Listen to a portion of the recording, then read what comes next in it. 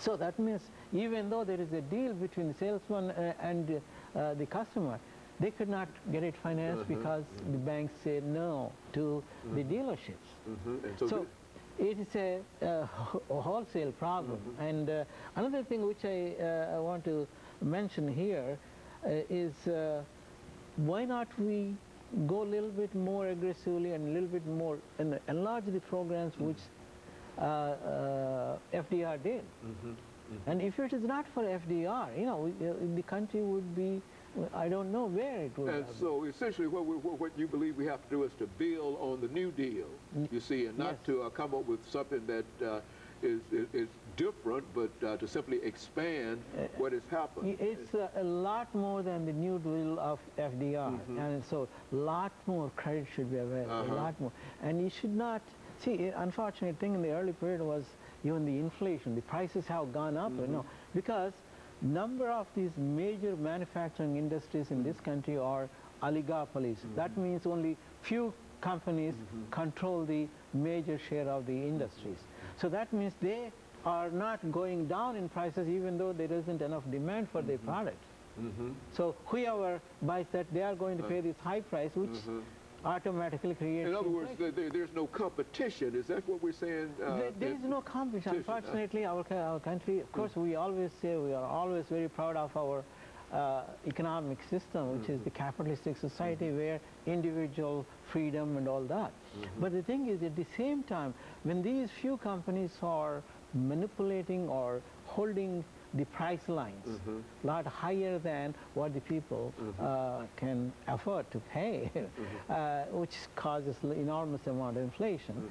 They cannot have other things, you know, because of the prices increase. You know, but and one thing, Dr. MParuchuri, over the last couple of minutes before we leave today, say something about some of these extraordinary salaries that these individuals were getting, and how that might impact upon what we're doing now. It was a number of the mistaken policies of these executives have created enormous problems for all these financial institutions and these different corporations. And here they also have golden parachutes, as we call them, where a number of these executives, senior executives, were getting enormous amount of bonuses and big packages for their retirement. And I remember one top executive, without naming, he is going to get about $63.5 million for that company, which is failing pretty miserably. And it's not just one company. Look at all these different institutions. And every one of them had a nice golden parachute packages, which would take away the investors' money, basically. And while they are suffering losses, these people are still getting those packages.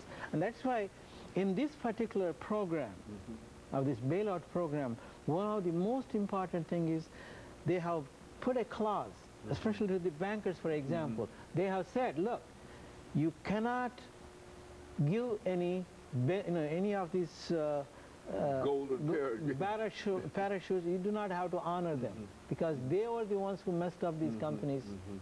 And so even though there might be some kind of agreement or some kind of contract within the corporation, the government is essentially saying that you're saying go back on them. And I don't know legally how good it is, but I think one of the most important thing Secretary Paulson and Bernanke and Baird said was, one of the major conditions, one of the most important condition is that these chief executives or their senior level executives should not have any packages until the companies make some kind of profit in reference to what they're doing. And of course, Dr. MParuchuri, we're entering the last few seconds of this show for today, and we want to thank you for bringing again that excellent information. And